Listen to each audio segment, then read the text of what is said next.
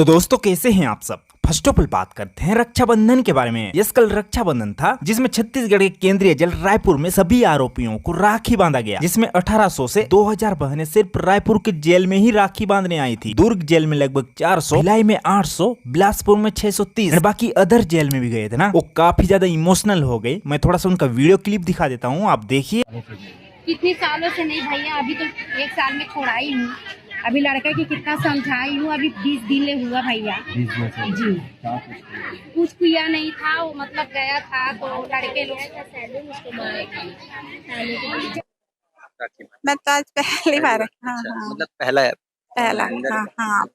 पहली बार मैंने देखा। और अंदर जाने का वहाँ से प्रशासन से पहले। चलिए अब अगली अपडेट की बात करते हैं छत्तीसगढ़ मौसम के बारे में। यस, छत्तीसगढ़ में 10 अगस्त से 15 अगस्त तक कहां, कितना, कब बारिश होगी ये पता करते हैं। इन 5 दिनों में कौन से जिला में बिल्कुल भी बारिश नहीं हो सकती है? बालोदाबाजार, बिलासपुर, कोरबा, जांजगीर, रायगढ़, सुकमा एंड दंतेवाड़ा। एंड वो जिला जहाँ बारिश होगी लेकिन थोड़ा थोड़ा ना, कोंडागांव, रायपुर, कांकेर, राजनांदगांव, मुंगेली, बिलासपुर, सारंगढ़, रायगढ़ एंड कवर्धा। अब वो जिला जहाँ बारिश के साथ बिजली हवा भी चल सकती है, जांजगीर, चांपा, कोरिया, महासमुंद, बीजापुर, बालोद, जसपुर। एंड वो जिला जहाँ पानी काफी ज्यादा गिरने की संभावना है, दुर्ग, भिलाई, नया रायपुर, बस्तर, सुकमा, राजनांदगांव, केसकाल, धमतरी एंड मैनपाट। क्या सोचते हैं आप इस बारे में? कमेंट में बताना। चलिए अब अगली अपडेट की बात करते हैं छत्तीसगढ़ मुख्यमंत्री दान के बारे में। क्या छत्तीसगढ़ को इतने 100 करोड़ रुपए का दान दिया गया? यस, कल रायपुर में सीएम साय ने प्रेस कॉन्फ्रेंस रखा था जिसमें वो कहे कि मोतीलाल ओसवाल एंड IIM रायपुर ने छत्तीसगढ़ सरकार को 172 करोड़ रुपए दान दिए। मुख्यमंत्री सीएम साय ने रामदेव अग्रवाल को अप्रिशिएट करते हुए कहा, ये हमारे प्रदेश के ही रहने वाले हैं लेकिन इनका कारोबार मुंबई में है, इनको मैं धन्यवाद देता हूँ। इस पैसा से छत्तीसगढ़ में हॉस्टल्स, स्कूल्स एंड किसानों के लिए किसान प्रशिक्षण केंद्र खोला जाएगा। मैं उनका वीडियो दिखा देता हूँ, आप देखिए। 2 MOU हुए हैं। एक तो नीट रायपुर, छत्तीसगढ़ सरकार और मोतीलाल ओसवाल फाउंडेशन, ये त्रिपक्षीय MOU यहाँ पर संपन्न हुआ है और इसके लिए हम धन्यवाद देना चाहेंगे आदरणीय रामदेव अग्रवाल जी को, जो मतलब छत्तीसगढ़ में पैदा हुए, छत्तीसगढ़ के रहने वाले हैं लेकिन उनका पूरा कर्म क्षेत्र मुंबई है और वो यहाँ पर इस MOU में 71 करोड़ रुपए हमारे नीट और राज्य सरकार को दे रहे हैं। इसमें क्या सोचते हैं आप इस बारे में? कमेंट में बताना। चलिए अब अगली अपडेट की बात करते हैं छत्तीसगढ़ पूर्व सीएम भूपेश बघेल के बारे में। क्या भूपेश बघेल का वोट को निर्वाचन आयोग द्वारा चोरी कराया गया? यस, आप लोगों ने देखा होगा कि कल राहुल गांधी का एक वीडियो काफी ज्यादा वायरल जा रहा था जिसमें वो क्लेम किए थे कि बीजेपी ने भारतीय निर्वाचन आयोग के साथ मिलकर उनके पार्टी को फर्जी वोट दिलवाए हैं। वो काफी सारे एग्जाम्पल दिए ना, जैसे एक घर से 50 फर्जी वोट, एक ही आदमी अलग अलग जगहों में सेम पार्टी को वोट देना। अगर तो आप उनका वीडियो देखना चाहते हो, link is in the description, जाके देख सकते हो। यस, भूपेश बघेल भी कल छत्तीसगढ़ में सेम चीज बोले। वो भी 2-3 उदाहरण दिए कि बिलासपुर में, क्रुद में पहले ये सब हो चुका है। एक ही घर में 60-62 वोट पड़वाना या फिर 50-60 साल की महिलाओं को फर्स्ट वोटर बताना, फेक आईडीज बनाना एंड मेनी मोर। मैं उनका वीडियो दिखा देता हूँ, आप देखिए। यहाँ भी चोरी हुई है, ये तो दिखाई दे रहा है। यदि शहरों में और विशेष रूप से ग्रामीण क्षेत्र है, शहरों में तो और अधिक निकलता है। आपको याद होगा तो इस समय पिछले 3-4 इलेक्शन पहले बिलासपुर में एक ही घर में 150 से अधिक मतदाता निकले थे। भिलाई में एक क्वार्टर में 86 लोग थे। शहरों में इस प्रकार की शिकायतें। एंड देन फिर क्रुद के बीजेपी MLA रिप्लाई देते हुए ये कहे, मिली है जहां से मैं विधायक हूं, तो मैं बिल्कुल मांग करता हूं इस बात की कि पूरी मतदाता सूची का, छत्तीसगढ़ की पूरी मतदाता सूची का बिहार की तरह गहन पुनर्निरीक्षण होना चाहिए और भूपेश बघेल जी को भी इसका समर्थन करना चाहिए। और छत्तीसगढ़ में गड़बड़ी के आरोप लगाने के पहले, चूंकि वो कांग्रेस के राष्ट्रीय पदाधिकारी हैं, उनको ये पहल सुनिश्चित करना चाहिए कि कांग्रेस शपथ पत्र दे निर्वाचन आयोग में, कांग्रेस ईमेल का जवाब दे, कांग्रेस बिहार की मतदाता सूची का जो प्रथम प्रकाशन हुआ है उसमें आपत्ति ले।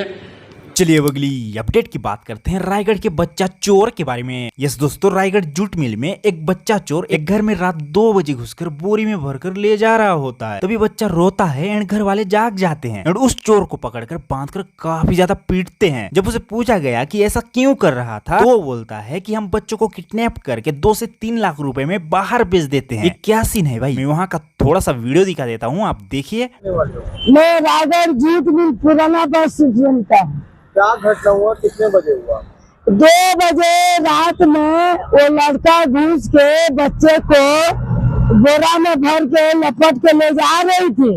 तो उसके बाद में हम लोग जग गए हैं तो उसको मेरा लड़का 2 झप्पड़ मारा, उसके गोद में रखा था। वो क्या करने के लिए ले जा रहा था? वो बेचने के लिए ले जा रहा था। वो खुद बोल रहा था कि 3 लाख 3.5 लाख में हम लोग बच्चों को बेचते हैं। चलिए अब अगली अपडेट की बात करते हैं ट्रक ड्राइवर की पिटाई के बारे में। यस गाइस, एक वीडियो काफी ज्यादा वायरल जा रहा है जिसमें एक ट्रेलर ड्राइवर को बुरी तरह से पुलिस और जनता मिलकर पीट रही है। मैं थोड़ा सा दिखा देता हूँ, उसके बाद कॉन्टेक्स्ट बता देता हूँ। अगर तो पूरा वीडियो देखना है, link is in the description.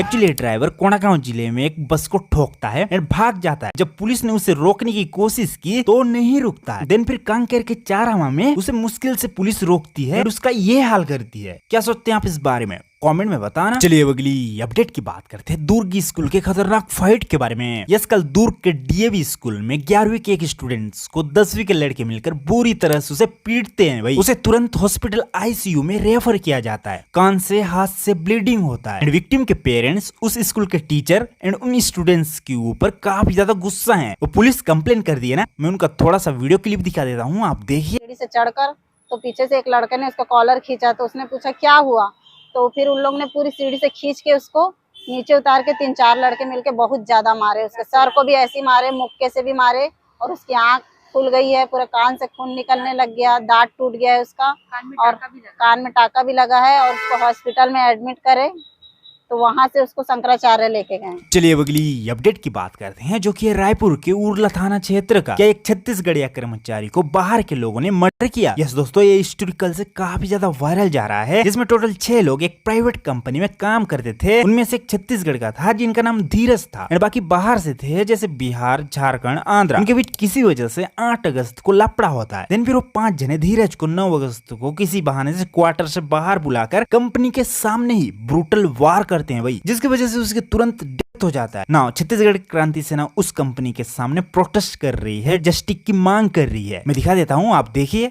और नाइट में ड्यूटी 8 से 8 रही से एकर ये ड्यूटी एकर 8 बजे छूटना रही से रात के 10 बजे फोरमैन से झगड़ा हो से कर है ना।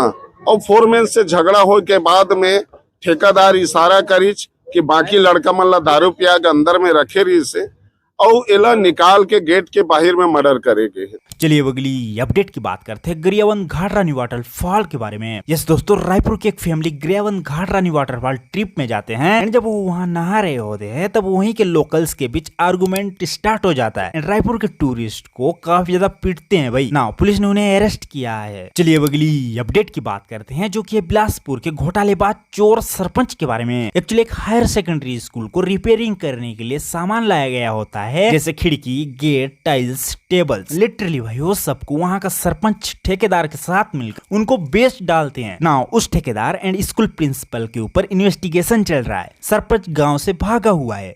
चलिए अगली अपडेट की बात करते हैं रायपुर तेलेबांधा एक्सीडेंट के बारे में। यस, कल आरंग से आ रही वरना कार डिवाइडर से टकराकर काफी ज्यादा दूर जाके पलटी मारती है ना। मतलब सेम जगह में लास्ट 3 वीक से 3 बार एक्सीडेंट हो चुका है भाई। इसीलिए लोग जिला प्रशासन से काफी ज्यादा गुस्सा है। बता दूं, जिसका एक्सीडेंट हो गया उसे फिलहाल आईसीयू में रेफर किया गया है। क्या सोचते हैं आप इस बारे में, कमेंट में बताना। यस, बात कर रहे हैं रायपुर की तुही के बारे में बात करते हैं। क्या एक देवर अपने भाभी को बीच सड़क में जान से मार डाला। यस गाइस, रायपुर में एक फैमिली थी जिसमें 2 भाई होते हैं एंड दोनों का शादी हो चुका होता है। एक दिन छोटा भाई का अपनी पत्नी के साथ किसी वजह से काफी ज्यादा झगड़ा होता है एंड वो अपनी पत्नी को मारने के लिए चाकू पकड़कर बीच सड़क में दौड़ाता है। देन फिर उसकी भाभी उन दोनों को बचाने के लिए पीछे पीछे दौड़ती हुई आती है एंड उसके देवर को पकड़कर समझा रही होती है। तभी गुस्से में उसके भाभी को ही उसे स्टेप करता है, जिसकी वजह से उनका ऑन द स्पॉट डेथ हो जाता है। नाउ उनका देवर भागा हुआ है, पुलिस इन्वेस्टिगेशन कर रही है। चलिए अब अगली अपडेट की बात करते हैं अमलेश नागेश के बारे में। यह छत्तीसगढ़ी फिल्म बनाते हैं एंड इन्हें रिसेंट में बॉलीवुड इंडस्ट्री से निकाला गया था। अपडेट यह है कि कल उन्होंने अपना खुद का फिल्म प्रोडक्शन लॉन्च किया है भाई, जिसका नाम है कोया फिल्म प्रोडक्शन। मैं थोड़ा सा उनका टीजर दिखा देता हूँ, आप देखिए।